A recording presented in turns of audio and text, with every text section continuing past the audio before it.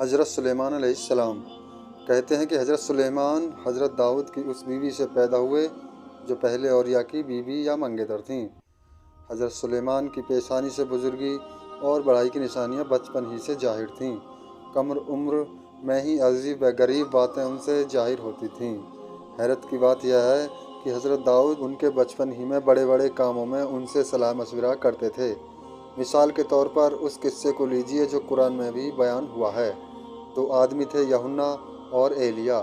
یحنا کی بکریوں نے ایلیا کا کھیت کھا لیا۔ مقدمہ حضرت داؤد کے سامنے پیش ہوا۔ کھیت کے نقصان کی قیمت کا اندازہ کیا گیا، وہی قیمت تمام بکریوں کی سمجھی گئی۔ حضرت داؤد نے یحنا کی تمام بکریاں ایلیا کو دلا دیں۔ یحنا عدالت سے روتا ہوا باہر نکلا۔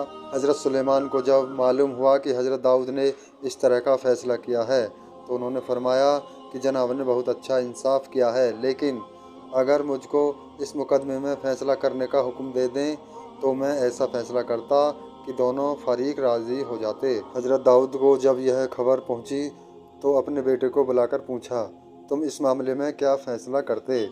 حضرت سلیمان نے کہا، آپ نے جو کچھ فیصلہ کیا ہے وہ انصاف کے بالکل مطابق ہے، لیکن اگر کھیت والے کو بکریاں سونپ کر کہا جاتا کہ تو ان بکریوں کے دودھ اور بال وغیرہ سے فائدہ اٹھا، اور بکری والے سے کہا جاتا کہ تو اس کھیت کو پانی دے اور دیکھ بھال کر یہاں تک کہ وہ پہلی حالت کو پہنچے، تو معیط کو کھیت دے کر اپنی بکریاں لے جاتا جو زیادہ مناسب تھا۔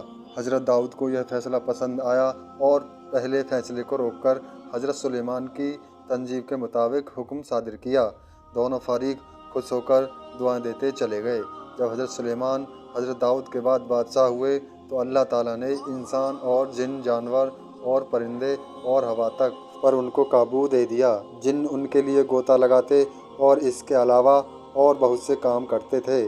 خدا نے انہیں چڑیوں کی بولی کا بھی علم دیا تھا۔ بیت المقدس کی تعمیر۔ حضرت داؤد نے بیت المقدس کی بنیاد ڈالی تھی، لیکن اس کی تعمیر حضرت سلیمان کے ذریعے مکمل ہوئی۔ حضرت سلیمان نے اپنی بادشاہت کے زمانے میں بڑے بڑے کاریگروں اور فنکاروں کو جمع کیا اور ایک شہر کی بنیاد ڈالی۔ دیووں کو خانوں میں بھیجا کہ وہ جواہر، یاقوت، فیروزہ، زمرد، چاندی اور سونا وغیرہ نکال کر لائیں۔ کچھ جنوں کو بھیجا گیا کہ دریا میں غوطہ لگا کر موتی نکالیں۔ ایک فوج پتھر لانے کے لیے مقرر کی گئی۔ جب سامان اکٹھا ہو گیا تب سنگت راشوں نے سفید، ہرے اور پیلے پتھر مناسب ترتیب سے لگائے۔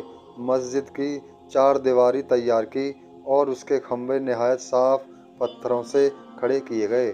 چھت کو موتی اور آبدار جواہر سے سجایا گیا، جس کی وجہ سے رات میں بھی عبادت خانے کے اندر روشنی رہتی تھی۔ شہر کی بنیاد میں سفید پتھر استعمال کیے گئے اور 12 برج بنائے گئے۔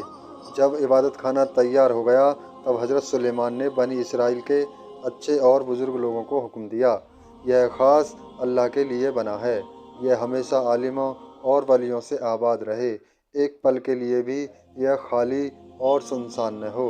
ایک مدت تک شہر اور عبادت گاہ کی رونق قائم رہی، لیکن جب وقت نصر نے ملک شام پر حملہ کیا تو اس نے اس شہر کو ویران کر ڈالا۔